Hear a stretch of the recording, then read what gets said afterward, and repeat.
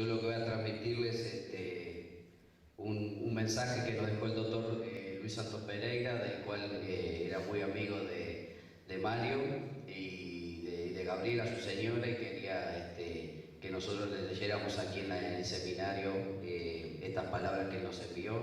Así que para hacerlas públicas, además para aprovechando a Gabriela y el hijo y familiares. Y dice así, en memoria de Mario García. 10 años atrás se inició la preparación de la red de riego de CITED. Además de los brasileños, pocos conocían a los colegas de América Latina dedicados al riego. Una información de acá, otra de allá, pude preparar una buena lista. Uno citado frecuentemente era Mario García. Le escribía a todos y uno de los que siempre respondía era Mario, y además respondía mostrando verdadero interés entre los demás.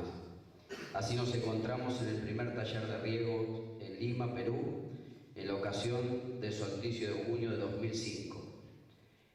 En el taller Mario se hizo notar por su seriedad y cuidado de su presentación.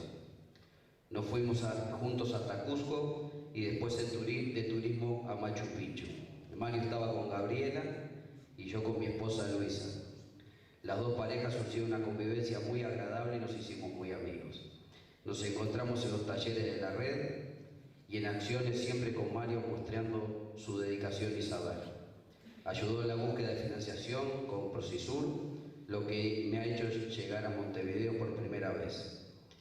Intentó motivar a los colegas de la red a publicar y fue mi compañero en la edición del libro que cerró las actividades de la red de riego CITED, que fue publicado en Lisboa. En 2009, cuando la financiación con CITED terminó, muchos de los miembros de la red nos encontramos en los talleres de la Asociación Internacional de Horticultura en Viña del Mar, y ahí se estableció la red de riegos RIAR. Por unanimidad elegimos a Mario para su coordinación. Y así la red de riego fue continuando por la voluntad de los participantes, pues financiación nunca más tuvimos. Entre tanto, Mario me invitó varias veces a Uruguay y he tenido que hacer presentaciones en seminarios como en Paysandú en 2010 y en Salto en 2012, y visitar su grupo en la universidad y discutir con sus doctorandos en un ambiente muy simpático y amigable que solo un hombre de bueno podría crear. Solo se intentó una conexión entre la red de riego y la sección 1, que es de riego y agua de la CGIAR, que es la Comisión Internacional de Ingeniería Agrícola. Esto permitió que varios de nosotros nos encontráramos participando en talleres científicos de ámbitos más prolongados. Varios miembros de la red pasaron a pertenecer a la sección 1 de la CGIAR. Fue esto que lo llevó a Mario a ir a China. Lo encontré por última vez en Beijing. En la conferencia hizo su presentación científica y al final de las actividades lo invitamos a la presentación sobre Uruguay, donde él quería mucho que fuera la próxima conferencia de la CGIAR. Lo hizo bien, calmo, seguro y alegre. Al día siguiente, la asamblea de la sección 1 aprobó por unanimidad la propuesta. Y nos vamos a encontrar el próximo año en Colonia, en septiembre, recordando y haciendo homenaje a Mario por última vez. De los últimos 10 años vale la pena recordar la persona y el hombre. Tenía una seriedad ejemplar, lo que es una condición esencial de la investigación, la enseñanza y el trato con los estudiantes. Discutíamos a distancia sobre la dificultad de interpretación de los resultados o de la moderación, y eso buscando siempre el rigor científico. Era un hombre generoso que se entregaba a causas como la de red de riego, mismo sin conseguir financiación. Por eso lo eligieron coordinador y continuó siéndolo hasta ahora. Esa generosidad y su trato muy afable y carno lo llevaron a aproximarse a la CGIAR y a proponer la realización de la conferencia el próximo año en septiembre en Colonia. Era un amigo de sus amigos y de su familia. Estaba presente cuando era necesario, sabía dar unas palabras buenas, quizás unos chistes oportunos. Otros que convivieron más con él podrán decir otras cosas. Yo tan solo me despido con un saludo amigo a Gabriela y diciendo que perdí un amigo. Pero más importante que eso, lo que puedo decir, que era un amigo cierto y estará en el corazón de Dios. Luis Santos Pereira, 21 de noviembre de 2014. Gracias. 「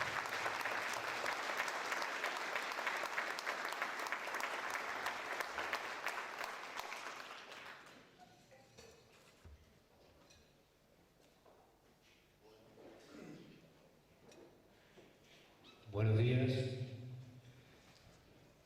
Queda realmente muy poco para decir. Me toca representar a la Facultad de Agronomía, al decano Urioste, porque no ha podido participar por estar en otro evento científico en Montevideo, del cual participa, que es la reunión de la Asociación Uruguaya de Producción Animal. Simplemente el reconocimiento a Mario, compañero de trabajo, compañero de ruta, fundamentalmente en la actividad de cogobierno. Quizás todavía dentro de la facultad no hemos tomado la magnitud de su trabajo, pero sobre todo la magnitud del espacio que deja, por su grado de compromiso y de participación, tanto en la actividad de cogobierno como en la actividad académica. Por tanto, simplemente el reconocimiento a su tarea en el grupo de desarrollo de riego, en el cual se destacó ampliamente, y el trabajo que se fue desarrollando en estos años nos permite ver con optimismo la posibilidad de desarrollar en el futuro cercano una actividad agrícola con el agua como recurso, con el agua como insumo y con un paquete de tecnología que la haga viable en el corto plazo. Simplemente eso, y seguramente como Mario lo haría en este momento, pasar a trabajar en el tema más que seguir conversando sobre las posibilidades que tuvimos en el pasado de trabajar con él. Muchas gracias.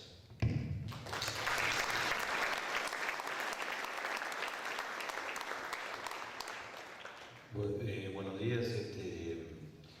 En nombre de Álvaro Roel, el presidente de la Junta Directiva de INIA, me toca participar en esta apertura. Y nuevamente vuelvo a las palabras de Luis. Conocí a Mario como vicepresidente de INIA, pero muy cercanamente dentro del Grupo de Desarrollo de Riego. Y lo único que voy a decir es que los que quedamos en el grupo, en homenaje a Mario, tenemos que seguir adelante con más esfuerzo que nunca, con más proyectos, con más desarrollo, trabajando juntos, y a partir de hoy este seminario tiene que ser un ejemplo de eso. Nada más que eso.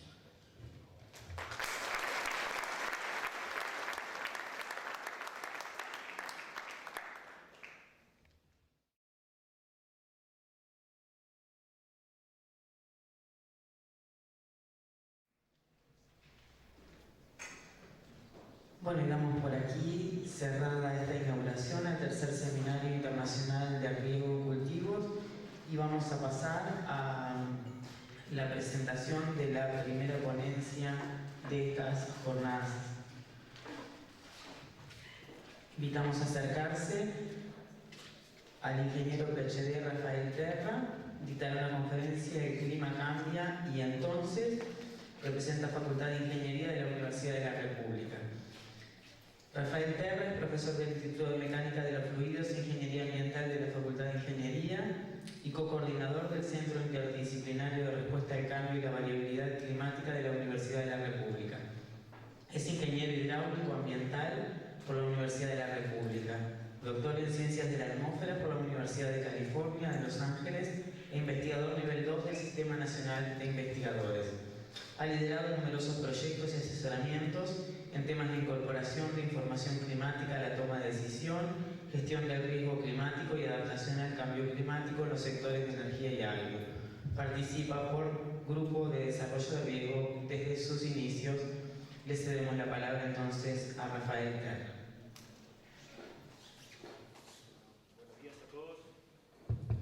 Buenos días a todos. Para mí es un gusto estar acá. Este es un tema y un grupo que siento muy cercano a mí y que ahora se ha cargado emocionalmente aún más en por la ausencia de Mario y que nos impulsa, como decían, en la mesa a seguir trabajando. Bueno, me invitaron a hablar sobre cambio climático. Invitación que recibo con mucha frecuencia, con demasiada frecuencia tal vez, y a uno le cuesta encontrar algo nuevo que decir, algo que sea pertinente. Pero con el tiempo he aprendido que tal vez en vez de aturullar con información o datos, tal vez ayuda más dar una lectura organizada de cómo enfrentar el cúmulo de información y de desinformación que a veces nos llega sobre ese tema. Bueno, entonces quise aterrizar la charla con ese título, El clima cambia y entonces. Verán, si ya recibieron o si están por recibir el libro con el compendio de las ponencias, que no hay una con este título, y eso no solo se explica por un tema de mi incapacidad de generarme el tiempo para escribirlo, sino que también porque siento que el tipo de conceptos que quiero vertir y que creo que son más pertinentes dedicar esta charla, son cosas que tal vez merecen ser compartidas y llenar un espacio, pero no sé si llegan al nivel de ser escritas, o por lo menos yo no sé cómo hacerlo. Una primera cosa que pensé es que una charla con el título Cambio Climático no puede tener una lista de contenido guiada que sepa perfectamente cuál es el final de la historia. Entonces nos adentraremos en la charla sin saber, con alguna línea argumental, pero sin saber muy específicamente a dónde vamos a llegar. Si no, sería contradictorio con el mensaje que queremos transmitir de cómo es que nos tenemos que ir adaptando a un clima que realmente no sabemos hacia dónde es que va cambiando, por más que algunos datos sí voy a... Por lo más fácil, y tal vez lo más conocido, que es lo más general, lo más global, e intentaré ir aterrizando a la realidad local y en particular del sector agropecuario y del riego en Uruguay. Pero necesariamente hay que empezar por lo general. Y lo general, las primeras 3 o 4 slides están en inglés, pero no importa porque, digamos, son muy elementales. Lo principal esta es la concentración de anhídrido carbónico en la atmósfera desde 1950 a nuestros días. Los niveles previos a la intervención del hombre eran de 280 y pico partes por millón y ahora estamos en 300 y pico. La oscilación esta es debido al ciclo anual de los flujos de carbono naturales.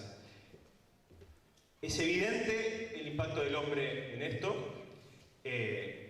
Si bien hay flujos naturales de carbono entre la atmósfera y la Tierra y los océanos, y lo que el hombre inyecta es proporcionalmente muy pequeño respecto a esos flujos, los flujos están en balance y lo que el hombre inyecta desbalancea los flujos anteriores y buena parte, aproximadamente la mitad de lo que el hombre emite, acaba en la atmósfera. La otra mitad es absorbida por los seres vivos y en el océano y en el continente. La consecuencia de eso son muchas. Una es que la evolución de la temperatura en media del globo en un periodo semejante, esto es más largo, la anterior era 1950 a nuestros días, esta gráfica es de temperatura media del globo de la Tierra en superficie de 1850 a nuestros días, en el periodo que el anhídrido de carbono en la atmósfera ha venido aumentando por razones que tienen que ver con la actividad humana, la temperatura ha venido aumentando. Esto no es ninguna novedad, no es nada que se haya empezado a hablar en estos días. En el siglo XIX, fines de 1800, cuando la revolución industrial ya había empezado, ya los científicos tenían muy claro que si seguíamos inyectando anhídrido carbónico de combustibles fósiles en la atmósfera, eso iba a cambiar las propiedades químicas de la atmósfera, en particular las propiedades a la transferencia de energía radiante, y eso iba a cambiar los balances de energía en el globo e iba a aumentar la temperatura de superficie. Son muy pocas las cosas en meteorología y clima que se pueden decir de antemano. Realmente somos con los economistas, están dando a duras penas de explicar lo que pasó. Bueno, este es uno de los fenómenos que se dijo con decenas y hasta centenar de años antes que pasara que podía pasar. Ahora hay toda otra urgencia y presencia mediática del tema, pero esto es muy viejo y fue muy predecible y es muy claro y sus principios físicos son muy elementales. Entonces, si uno aumenta el anhídrido carbónico y otros gases de efecto invernadero en la atmósfera, eso va a cambiar los flujos de energía entre la Tierra y la atmósfera y la bóveda celeste, y eso va a aumentar la temperatura en superficie. Y efectivamente es lo que pasa. Consecuencias de eso, miles, pero voy a concentrarme en un par. Por ejemplo, aumento de nivel del mar a escala global, desde 1900 a nuestros días. Esto está en milímetros, o sea que son más o menos de 15 a 20 centímetros que ha aumentado en los últimos 100 y algo de años el nivel del mar. Eso es principalmente por deshielo de hielos continentales y en menor medida por dilatación térmica del agua a mayor temperatura. Y otro bastante impactante y un poco lejano a nuestra realidad es la cobertura de hielo en el mar Ártico, en el océano Ártico, en su mínimo de invierno. En los últimos 40 años pasó de ser 11 millones de kilómetros cuadrados a 5 o 6. O sea, se redujo a la mitad y se sigue reduciendo la cobertura de hielo en el mar Ártico en su mínimo estival.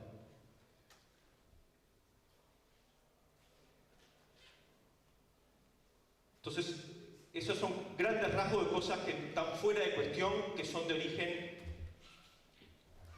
antropogénico.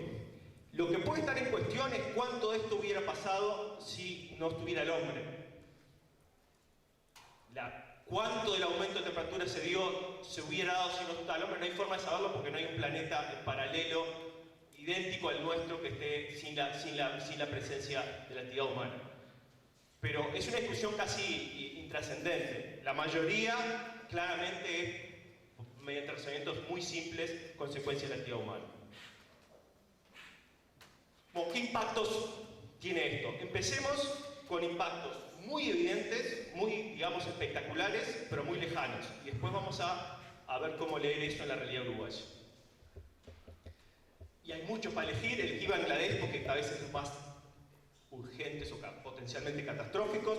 Bangladesh tiene una gran área en el delta de sus ríos contra el Índico a muy baja altura. Encima de eso tiene el Himalaya en el norte con el monzón asiático, donde la intensidad de las lluvias se viene acentuando, y encima tiene la actividad de huracanes, que en la temporada de los huracanes entran por el Índico. Entonces tiene agua entrando por el océano, el nivel del mar subiendo y la lluvia tratando de salir de los monzones desde las montañas. Entonces las situaciones pueden volverse catastróficas muy fácilmente, digamos, ¿no? Y hay todo tipo de consecuencias que son de primer orden en la organización del país. Hay 2 o 3 fotos que no merecen casi explicación, pero esta sí. Esta es la frontera entre Bangladesh e India, que es muy conocido. Hay muchos muros conocidos de fronteras en distintos lugares, por ejemplo entre Estados Unidos y México, pero esta es entre Bangladesh e India para evitar, sobre todo en picos de crisis climáticas o huracanes, por ejemplo, que vuelven inutilizables grandes extensiones de tierra, la migración hacia India. También hay razones políticas, porque en Pakistán no está este problema climático y también hay una barrera. Bueno, entonces, en una situación de este tipo, en un país que tiene estas circunstancias, el tema de la política del cambio climático es de primer orden. Lo toca todo. Hay programas estructurados a nivel de gobierno y a nivel de la ayuda internacional, que el tema del cambio climático y las consecuencias que muy simplificadamente presenté están en la tapa del libro, ¿no? Esta es una especulación de lo que es la línea de costa actual y lo que podría llegar a ser